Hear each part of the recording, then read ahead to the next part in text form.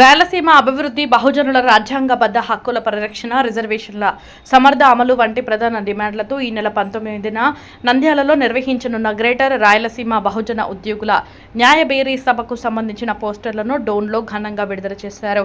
ఈ సందర్భంగా doctor BR Ambedkar విగ్రహానికి పూలమాల వేసి నివాళులర్పించిన నాయకులు అంబేద్కర్ ఆశయాల సాధనకు బహుజన సమాజం ఐక్యంగా కృషి చేయాల్సిన అవసరం ఉందన్నారు. ఉద్యోగులు, యువత, విద్యార్థులు, సామాజిక సంఘాల ప్రతినిధులు పెద్ద సంఖ్యలో న్యాయ భేరీ సభకు హాజరై విజయవంతం చేయాలని పిలుపునిచ్చారు. ఈ కార్యక్రమంలో పలువురు బహుజన సంఘాల నాయకులు, ఉద్యోగ సంఘాల ప్రతినిధులు, సామాజిక కార్యకర్తలు పాల్గొన్నారు. జోహార్ డాక్టర్ బిఆర్ అంబేద్కర్, జోహార్ డాక్టర్ బిఆర్ అంబేద్కర్, కొనసాగిద్దాం డాక్టర్ బాబాసాహెబ్ అంబేద్కర్ ఆశయాలు. డోన్ నియోజకవర్గంలో ఉన్నటువంటి మీడియా మిత్రులకు, ఈ కార్యక్రమానికి ఇచ్చేసినటువంటి ఎన్ఎస్యుఐ యూత్ కాంగ్రెస్ పార్టీ ప్రతినిధులకు, మహిళా కాంగ్రెస్, మైనార్టీ డిసిసి, సేవాదల్, ఈరోజు భారత రాజ్యాంగాన్ని కాపాడేటువంటి ప్రయత్నం, ప్రజాస్వామ్య శక్తుల్ని ఐక్యం చేసేటువంటి ప్రయత్నం, దేశంలో జరుగుతున్నటువంటి కార్పొరేట్ రంగాన్ని బలోపేతం చేస్తున్నటువంటి మతోన్మాదులకు వ్యతిరేకంగా భారత రాజ్యాంగమే భారతదేశ ప్రజలకు రక్ష అని చెప్పి ఈరోజు దేశవ్యాప్తంగా జరుగుతున్నటువంటి ఉద్యమంలో భాగంగా గ్రేటర్ రాయలసీమ పరిధిలో ఇక్కడ జరుగుతున్నటువంటి ఆధిపత్య రాజకీయాలు, దోపిడీ రాజకీయాలు, కుల రాజకీయాలు, కేవలం ప్రజల మధ్య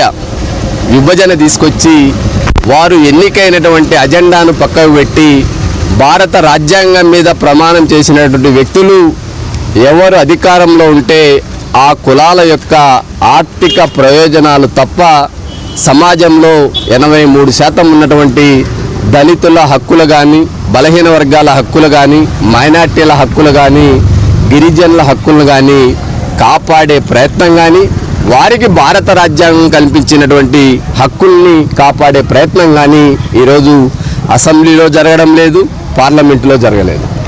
ఎందుకంటే ఈరోజు మనం చూస్తే ఇప్పటి వరకు రాజ్యసభలో ప్రాతినిధ్యం వహిస్తున్నటువంటి సభ్యుల వారి యొక్క ఆర్థిక పరిస్థితి చూస్తే 233 మంది రాజ్యసభలో ఉంటే 223 మంది 26,000 కోట్ల 400 రూపాయలు అధికారికంగా ప్రకటించారు వారి ఆస్తుల్ని. అంటే ప్రకటించిన ఆస్తులు లెక్కకేస్తే దాదాపు 6 లక్షల కోట్లకు పైబడినటువంటి వ్యక్తులు రాజ్యసభలో ప్రాతినిధ్యం వహిస్తే ఈ దేశంలో ఉన్నటువంటి దళితులు, గిరిజనులు, మైనార్టీల, పేద ప్రజల యొక్క సమస్యలు వారు ప్రస్తావిస్తారా? ఇలాంటి కార్పొరేట్ వ్యక్తులకు ఊడిగం చేస్తున్నటువంటి ప్రాంతీయ పార్టీలు ఈరోజు జగన్మోహన్ రెడ్డి అధికారంలోకి వచ్చిన 100 కోట్లు పార్లమెంటు సీట్లు కొనే వాళ్ళకి, రాజ్యసభ స్థానాలు కొనే వాళ్ళకి ఆయన అప్పగిస్తాడు. సేమ్ విమర్శలకే పరిమితమైనటువంటి జగన్మోహన్ రెడ్డి మీద చంద్రబాబు నాయుడు ఆరోపణలు చేస్తూ ఏ ఒక్కటైనా ప్రక్షాళన చేస్తాడు అంటే రాజ్యసభకు పంపారు. ఈరోజు విద్యను వ్యాపారం చేస్తూ పేదల్ని జలగల్లా పీకుతున్నటువంటి భాష్యం అధినేత ఆయన 2005, 2006 అనంతపూర్కి వచ్చినప్పుడు నా కింద నేను చైర్లో కూర్చుంటే కింద కూర్చోవడానికి ప్రయత్నం చేశాడు. అంటే మాకు ఇక్కడ స్కూల్ పెట్టడానికి పర్మిషన్ ఇప్పిండి అన్నా అని. ఈరోజు ఆయన అధికారికంగా 600 కోట్లు ప్రకటించాడంటే ఇంకా ఎన్ని వేల కోట్లకు ప్రజల నుంచి దోపిడీ చేసి, వసూలు చేసి, ముక్కుబిండి చంద్రబాబు నాయుడికి అప్పగించింటే ఆయన పార్టీ రాజ్యసభ ఇచ్చారో ఒక్కసారి ఆలోచించండి. ఎందుకు ఇవన్నీ చెప్తున్నా అంటే పార్లమెంటులో, అసెంబ్లీలో విద్యను వ్యాపారం చేసేవాళ్ళు, వైద్యాన్ని వ్యాపారం చేసేవాళ్ళు, పేద ప్రజలకు దక్కాల్సినటువంటి భూములు, ప్రకృతి సంపదను కొల్లగొట్టేటువంటి దొంగలు, గజ దొంగలు, దోపిడీదారులు అసెంబ్లీ, పార్లమెంట్ నిండా కబ్జా చేశారు. ఇంకా చివరికి మొన్న 500 మంది భారతదేశంలో ఉన్నటువంటి బిలియనీర్లను ప్రకటిస్తే ఈ దేశ జనాభాలో 83% ఉన్నటువంటి బలహీన వర్గాలు లేరు, దళితులు లేరు, గిరిజనులు లేరు, మైనార్టీలు లేరు. 500 మంది సంపదని మనం లెక్క కడితే దాదాపు 368 లక్షల కోట్ల సంపద ఈ 500 మంది చేతిలో ఉంది. ఇంకా దేశం ఎప్పుడు ఆర్థికంగా సమానత్వాన్ని సాధిస్తుంది?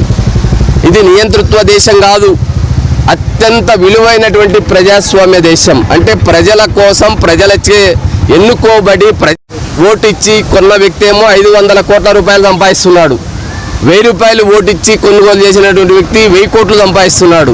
1500 ఇచ్చిన వ్యక్తి 1500 కోట్లు. ఇలా ఎమ్మెల్యేలు ఎప్పుడైతే ఓటు ధర పెంచుతూ ఉన్నారో వాళ్ళ ఆస్తులు మాత్రం 5 ఏళ్లలో 2000 కోట్లు 3000 కోట్లు అక్రమంగా సంపాదిస్తూ ధనవంతులు అవుతున్నారు.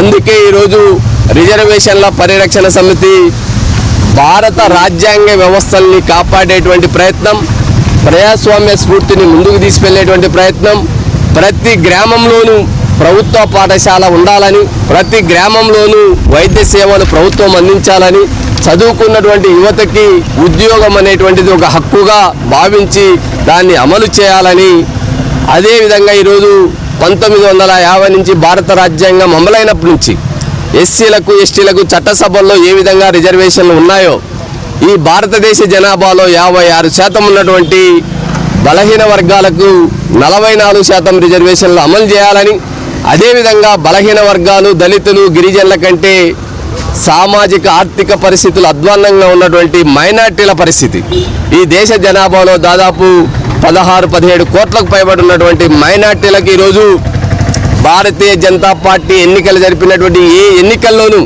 2014, 2019, 2024 ఒక్క మైనార్టీ అభ్యర్థికి ఎమ్మెల్యే టికెట్ కానీ ఎంపీ టికెట్ కానీ ఇచ్చినటువంటి చరిత్ర లేదు.